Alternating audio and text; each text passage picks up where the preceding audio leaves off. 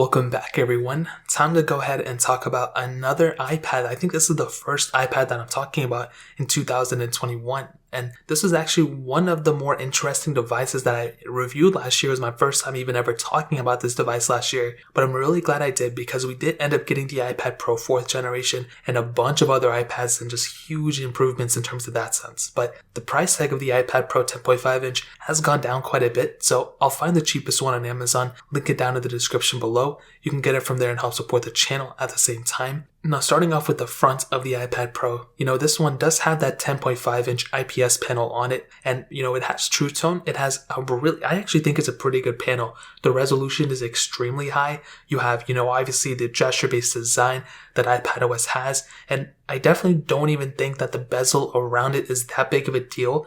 Apple just stopped recently selling the iPad Air 3, which has the same exact design as this. So I still think it's pretty current. I don't think it's an old design by any means, but it does feel maybe a little bit dated. But pretty much everything you can do on the iPad Pro 4th Gen in terms of gestures and everything, you can also do on this iPad as well. So it may be kind of a mildly important thing to note, but it does have Touch ID, which I think is really cool in this day and age. So for sure, the front of this iPad still looks extremely good for pretty much every single task you're going to handle with it. Now on the bottom of the iPad Pro, you do have that Lightning port, which is cool. And you also have a headphone jack on this iPad too, which is still pretty important, I would say, in this day and age. But it is what it is. If they remove it in the next one, which they've already released the next ones, and I don't even think that they have them. Maybe they do, I don't remember. But for sure, the iPad Pro 10.5 inch is still... Now on the back of the iPad Pro, you do have that aluminum back, which I think is really cool. It still feels extremely premium. And when you feel this iPad and you feel the iPad Pro 4th Gen, I really don't feel like there's many differences, to be honest. Obviously, the display on the 4th Gen is better because it has less bezel. You obviously have, a flat-sided design on those iPads. But the iPad Pro, for sure, they all feel kind of the same. They're built almost exactly the same. It's not like those iPads have glass on the back or anything. Like, it's still aluminum. So this one still feels extremely good too. I didn't really have a problem with the way this iPad felt at all. But you do have that single camera setup on the top of the iPad Pro, which I'll go ahead and take, 30 seconds talking about it. It's a single 12 megapixel sensor. So I think that in and of itself is okay for the most part. Did I say 30 or 12? It's a 12 megapixel sensor, if I couldn't say. It has optical image stabilization. You can do things like 4K at 30. And I think the best way I can put it is it's kind of like an iPhone 7 camera. Inside this device, you can only do 4K at 30 on it, which is perfectly fine. But it still has a lot of capability. And I'll tell you this, there's a lot of tablets that I've tested throughout even just last year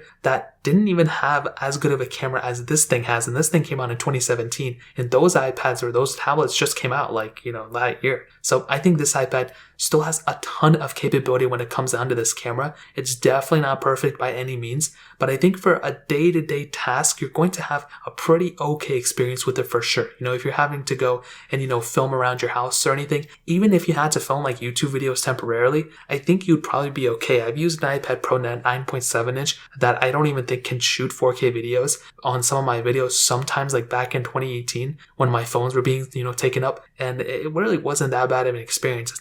This one being like an iPhone 7 camera, if you know how to post-process and stuff, I think it's okay. But I don't know anybody who's filming videos on their iPad like that. But the front camera with its 7 megapixel sensor is a little bit different, 1080p on the front. Definitely not that great in my opinion. And this is where a lot of these iPads kind of fall on their face. The front cameras tend to be one of the areas where a lot of people end up using more than the back camera. There's a lot of people who are doing FaceTime calls and all those different types of things. And with this type of iPad, you're definitely going to be getting a good front camera. And I think this front camera is better than a lot of MacBooks and, laptop front cameras. But it would have been really nice had it had, maybe 4K on the front. But again, it came out in 2017. It's totally okay for the most part. So in terms of the camera setup, that pretty much covers it up there. Now, in terms of the software standpoint, this is one of the more interesting parts about this device, and the main reason why it's important or kind of strange is because it has the same chipset as the iPhone 7, but it's a little bit updated. So the iPhone 7 had an A10 Fusion chip inside of it. The iPad Pro has the A10X Fusion chip, so it's probably going to last longer,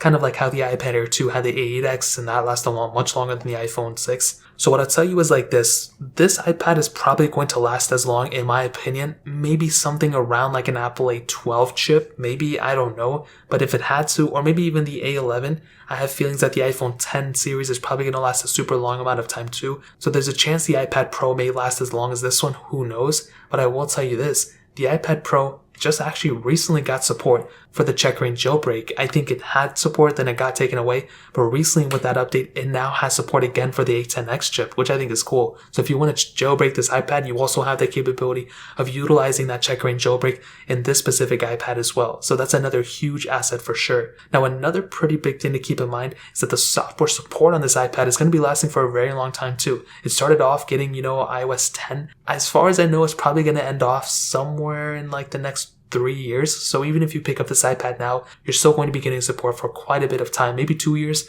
but maybe 3 years if we're lucky. So in terms of software, that pretty much covers it up. Now, performance wise, as I stated before, this thing does have that Apple A10X Fusion chip inside of it with 4 gigabytes of RAM. Now, I'm going to break this, type of use case down to 2 different people, maybe like professionals and then students, or maybe like people who want to use it as entertainment and students, because I feel like students use iPads more than a lot of people might think. And what's really cool about this specific iPad is that it does have Apple Pencil support. So if you want to go ahead and use this type of iPad, you have that type of capability, which is really cool. Now, with this type of iPad, what I'll tell you is that I think the performance is still extremely good for the most part. If you're a student, and let me just go down with the student route first. If you're a student and you're somebody who just goes to classes and comes back and you just want something where you need to write up documents and highlight things and turn in pages and all that stuff, and you don't need anything that's super crazy. If your main workflow comprises of Excel sheets and, Word documents and PowerPoint presentations and different things like that, then I think this iPad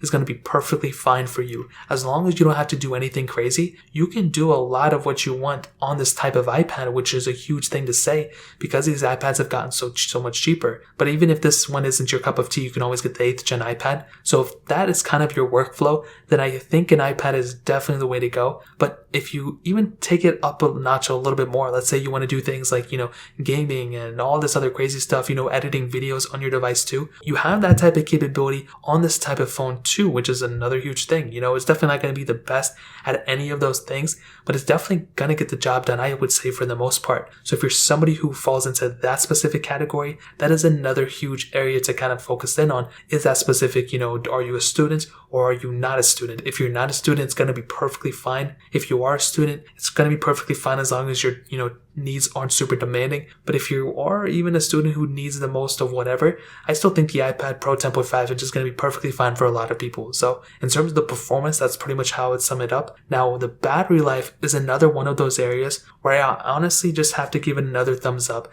This thing has that 8,134 mAh battery inside of it, and I think that's another huge thing about this device. Having that type of capability of having this big of a size battery in it is another huge plus for sure. And it's definitely not, I don't think it's the biggest iPad battery that's ever came out. I think that one is for the iPad Pro 4th gen, the bigger model. But I'll still tell you, having this type of capability with this type of battery life is still perfectly fine. And I think the battery isn't even one of the bigger problems. But if you do have that 120 Hz refresh rate enabled, that's definitely going to take a little bit more of a toll on your battery. So keep that in mind. I don't think that's a crazy big thing that anybody's going to, cry about. But it is kind of something to keep in mind at the end of the day. So in terms of the battery life, that pretty much covers it up. And to kind of sum up this whole entire video and to answer the question, is the iPad Pro 10.5 inch still worth it in 2021? Well, this is pretty much what I'll tell you. I think with something like an iPad Pro 10.5 inch, there's really not too much to hate on it.